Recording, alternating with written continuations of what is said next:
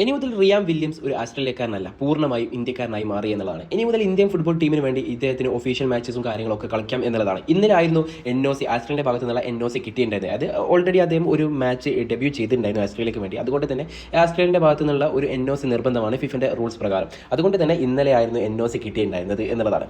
അപ്പം ഒരുപാട് കാലത്തിന് ശേഷം ഇന്ത്യൻ ഫുട്ബോളിൻ്റെ ഭാഗത്തു നിന്ന് കുറച്ചൊരു സന്തോഷം കിട്ടിയ വാർത്ത ഇത് തന്നെയാണ് എന്നുള്ളതാണ്. ഇനി ഏതായാലും ഇന്ത്യൻ ഫുട്ബോൾ ടീമിന് വേണ്ടി ഇദ്ദേഹത്തിന് അരങ്ങേറാം, ഒഫീഷ്യൽ മത്സരങ്ങൾ ഇനി മുതൽ അരങ്ങേറാം എന്നുള്ളത് തന്നെയാണ്.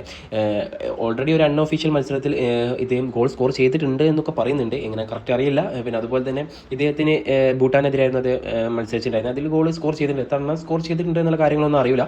ഏതായാലും ബംഗ്ലാദേശിക്ക് ഇന്ത്യൻ ടീമിൻ്റെ ഒപ്പം സഞ്ചരിച്ചിട്ടുണ്ടായിരുന്നു, പക്ഷേ അദ്ദേഹം കളിക്കാനോ കാര്യങ്ങളോ ഒന്നും സാധിച്ചിട്ടുണ്ടായിരുന്നില്ല.